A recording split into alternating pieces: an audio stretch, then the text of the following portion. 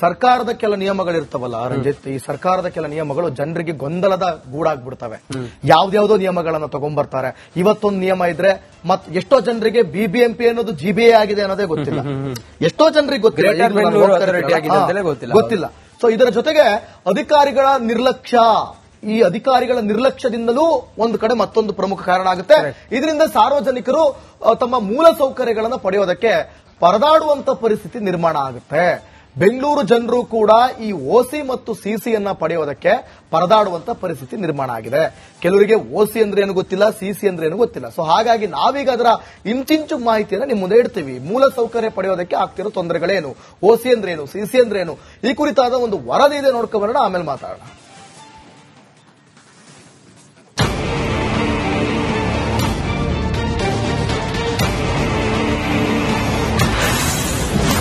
ಮೂಲಸೌಕರ್ಯ ಪಡೆಯಲು ಬಿಗಿ ನಿಯಮ,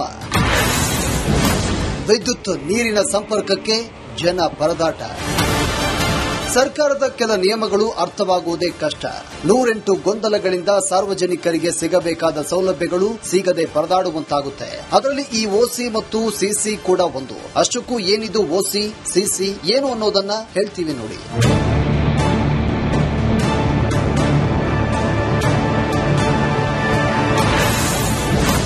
ಆಕ್ಯುಪೆನ್ಸಿ ಸರ್ಟಿಫಿಕೇಟ್ ಅಂದ್ರೆ ಕಟ್ಟಡದ ಕೆಲಸ ಸಂಪೂರ್ಣ ಮುಗಿದ ಬಳಿಕ ನೀಡಲಾಗುವ ಪ್ರಮಾಣ ಪತ್ರ. ಕಟ್ಟಡದಲ್ಲಿ ವಾಸ್ತವಕ್ಕೆ ಅನುಮತಿ ಒದಗಿಸುವ ಪ್ರಮಾಣ ಪತ್ರವಿದು. ಆ ಕಟ್ಟಡ ವಾಸಿಸಲು ಬಳಸಲು ಯೋಗ್ಯವಿದೆ ಅಂತ ಇದು ಪ್ರಮಾಣೀಕರಿಸುತ್ತದೆ. ಜೊತೆಗೆ ವಿದ್ಯುತ್ ಮತ್ತು ನೀರಿನ ಶಾಶ್ವತ ಸಂಪರ್ಕ ಪಡೆಯಲು ಈ ಪ್ರಮಾಣ ಪತ್ರ ಪಡೆಯುವುದು ಕಡ್ಡಾಯ.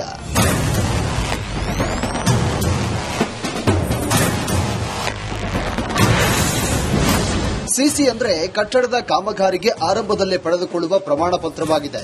ಕಟ್ಟಡವು ಅನುಮೋದಿತ ನಕ್ಷೆಯ ಪ್ರಕಾರವೇ ನಿರ್ಮಾಣವಾಗಬೇಕು. ಬಿಲ್ಡರ್ ನಿಯಮಗಳನ್ನು ಪಾಲಿಸಿದ್ದಾರೆ ಅಂತ ನೀಡಲಾಗುವ ಪ್ರಮಾಣ ಪತ್ರವಿದು. ಇನ್ನು ಡಿಸೆಂಬರ್ 2024ರಲ್ಲಿ ಓಸಿ ಮತ್ತು ಸಿಸಿ ಇಲ್ಲದ ಕಟ್ಟಡಗಳಿಗೆ ವಿದ್ಯುತ್ ಮತ್ತು ಕುಡಿಯುವ ನೀರಿನ ಸಂಪರ್ಕ ಕೊಡಬಾರದು ಅಂತ ಸುಪ್ರೀಂ ಕೋರ್ಟ್ ಆದೇಶಿಸಿತ್ತು. ಇದರ ಆಧಾರದ ಮೇಲೆ ಜಿಬಿಎ 2025ರ ಜನವರಿ ತಿಂಗಳಲ್ಲಿ ನೀರು ಮತ್ತು ವಿದ್ಯುತ್ ಸಂಪರ್ಕಕ್ಕೆ ಓಸಿ ಸಿಸಿ ಕಡ್ಡಾಯವೆಂದು ಸೂಚಿಸಿತ್ತು. ಆದರೆ ಈಗ ಇದೇ ಆದೇಶ ಜನರ ಪಾಲಿಗೆ ಕಗ್ಗಂಟಾಗಿದೆ. ಮೂಲ ಸೌಕರ್ಯಗಳನ್ನು ಪಡೆಯಲು ಪರದಾಡುವಂತಾಗಿದೆ. ಓಸಿ ಸಿಸಿ ಇಲ್ಲದಿದ್ದರೆ ಕಟ್ಟಡಗಳಿಗೆ ವಿದ್ಯುತ್ ನೀರಿನ ಸಂಪರ್ಕ ನೀಡದಂತೆ ಬೆಸ್ಕಾಂ ಹಾಗೂ ಜಲಮಂಡಳಿ ಸೂಚನೆ ಕೊಟ್ಟಿತ್ತು. ಇದರ ಜೊತೆಗೆ ಒಂದಿಷ್ಟು ನಿಯಮ ಸಡಿಲಿಸಿ 30-40 ಸೈಟಿನ ಕಟ್ಟಡಗಳಿಗೆ ಓಸಿ ಸಿಸಿ ಅಗತ್ಯವಿಲ್ಲ ಅಂತ ಸರ್ಕಾರ ಆದೇಶ ಹೊರಡಿಸಿತ್ತು. ಇನ್ನು ಡಿಕೆ ಶಿವಕುಮಾರ್ ಅಧಿಕಾರ ಸ್ವೀಕರಿಸಿದ ಮೊದಲ ದಿನವೇ 60-40 ಸೈಟಿನ ಕಟ್ಟಡಗಳಿಗೂ ಅನ್ವಯಿಸುವಂತೆ ಓಸಿ ಸಿಸಿ ವಿನಾಯಿತಿ ನೀಡಲು ಮುಂದಾದ್ರು. ಆದರೆ ಈಗ ಓಸಿ ಸಿಸಿಗೆ ವಿನಾಯಿತಿ ನೀಡಿದ್ರೂ ಗೊಂದಲ ಮಾತ್ರ ಮುಗಿತಾ ಇಲ್ಲ.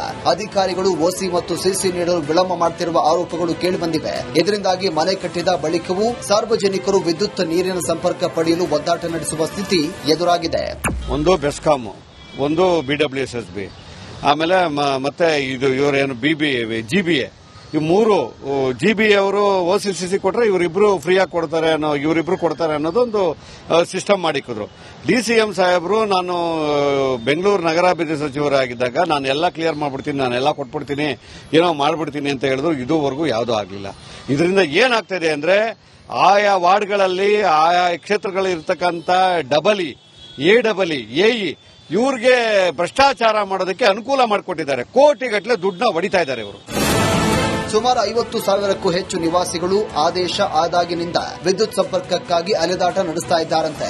ಒಂದ್ ಕಡೆಯಲ್ಲಿ ಜನ ಮೂಲ ಸೌಕರ್ಯಗಳನ್ನು ಪಡೆಯಲು ಪರದಾಟ ನಡೆಸುವ ಸ್ಥಿತಿ ಎದುರಾಗಿದ್ರೆ, ಇತ್ತ ವಿದ್ಯುತ್ ಗುತ್ತಿಗೆದಾರರು ಕೆಲಸವಿಲ್ಲದೆ ಒದ್ದಾಡುವ ಸ್ಥಿತಿ ನಿರ್ಮಾಣವಾಗಿದೆ. ಎಲ್ಲ ಫಿನಿಶಿಂಗ್ ಆಗ್ಬಿಟ್ಮೇಲೆ ಓಸಿಗೆ ಹೋದವಾಗ ಸಿಸಿಗೆ ಹೋದವಾಗ ಇಲ್ಲ ನೀವು ಎಕ್ಸ್ಟ್ರಾ ಫ್ಲೋರ್ಸ್ ಕಟ್ಟಿದ್ದೀರಾ, ನೀವು ಹೈಲೈಟ್ ಮಾಡಿದ್ದೀರಾ ಅನ್ಬಿಟ್ಟು ಅವ್ರ ಮೇಲೆ ನೋಟಿಸ್ ಕೊಟ್ಟು ಅವ್ರ ಹತ್ರ ವಸೂಲಿ ಮಾಡ್ಲಿಕ್ಕೆ ಹೋಗ್ಬಿಡ್ತಾರೆ.